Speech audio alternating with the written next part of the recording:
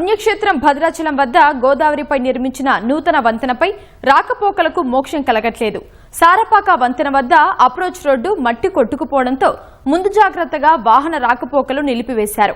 3 నెలలు దాటినా మరమ్మతులు చేయకపోవడంతో స్థానికులు అసహనం వ్యక్తం చేస్తున్నారు. ప్రస్తుతం ఉన్న పాత వంతెనపైనే వాహనదారులు ప్రయాణాలు చేస్తున్నారు. ఈ క్రమంలో ట్రాఫిక్ ఇబ్బందులు ఏర్పడడంతో వాహనదారులకు ఇబ్బందులు తప్పట్లేదు. పునరుద్ధరణ పనులను పరిశీలించిన మంత్రి తుమ్మల నాగేశ్వరరావు ఈ నెలాఖరులోగా మరమ్మతులు చేయాలని అధికారులను ఆదేశించడం కాస్త ఊరటనిచ్చింది. మరి ప్రస్తుతం ఎంత మేర పనులు పూర్తయ్యాయనే అంశంపై మా ప్రతినిధి రవిచంద్ర గ్రౌండ్ రిపోర్ట్. సీతారాములు కొలువైనటువంటి దివ్యక్షేత్రం భద్రాచలం నిత్యం వేల సంఖ్యలో భక్తులు వచ్చి సీతారాములను దర్శించుకుంటారు. తెలుగు రాష్ట్రాల నుంచే కాకుండా ఉత్తర భారతదేశం నుంచి కూడా పెద్ద సంఖ్యలో భక్తులు ఇక్కడికి విచ్చేస్తారు.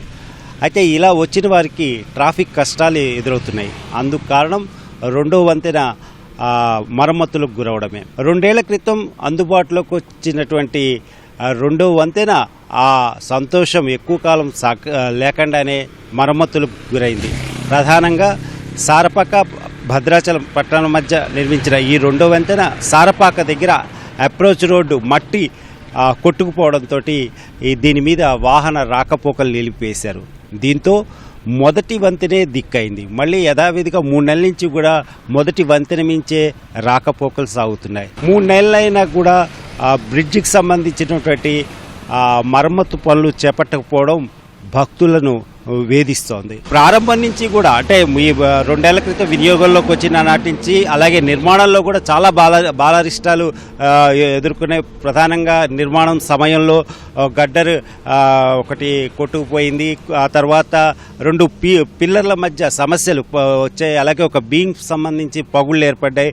ఇవన్నీ సరి చేసుకొని 2 ఏళ్ల క్రితం ఈ కొత్త వంతెనని అందుబాటులోకి తీసుకొచ్చారు. కొత్త వంతెన రాగానే అమ్మయ్య ట్రాఫిక్ ఇబ్బందులు తొలగాయని భక్తులు సంతోషించేలోగా ఆ మురిపం 3 నాళ్ల ముచ్చటగానే ఉంది. తిరిగి ఇటీవల కాలంలో అంటే మే నెలలో అప్రోచ్ రోడ్డు కొట్టుకుపోవడంతో వాహన రాకపోకలు యథావిధిగా మళ్ళీ పాత వంతెన మించే వెళ్తున్నాయి. దీని కారణంగా ట్రాఫిక్ ఇక్కట్లు సమస్యలు తలెత్తుతున్నాయి. ఆ తర్వాత అధికారులు పనుల విషయంలో చాలా జాప్యం చేస్తున్నారు. ముఖ్యంగా అప్రోచ్ రోడ్డు తిరిగి నిర్మించడం, అలాగే 2 వంతెనల మధ్య కాంక్రీట్ అనుసంధానం చేస్తూ కాంక్రీట్ గోడ నిర్మించాల్సిన ఆవశ్యకత కూడా ఎంతైనా ఉంది.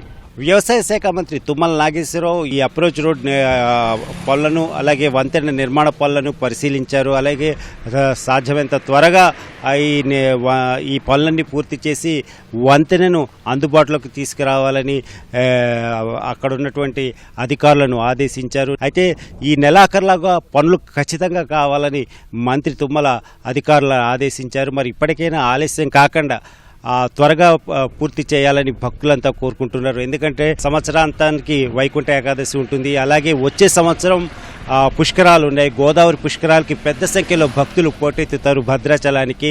మరి ఆ సమయంలో ఇలాంటి చిన్న మరమ్మతుకు గురై రెండో వంతెన అందుబాటులోకి రాకపోతే ట్రాఫిక్ సమస్యలు చాలా ఎక్కువ ఉంటాయి. ఖచ్చితంగా ఆ ట్రాఫిక్ సమస్యలు నివారించడానికి ఇటు ఈ రెండో వంతెన ఆవశ్యకత ఎంతైనా ఉంది. అందుగురించి మరమ్మతులు త్వరగా చేపట్టి ఈ రెండో వంతెనను కూడా అందుబాటులోకి తీసుకొస్తే ట్రాఫిక్ ఇబ్బందులు చాలా వరకు తీరుతాయి. భక్తులంతా కూడా ఇదే కోరుతున్నారు. Over to studio.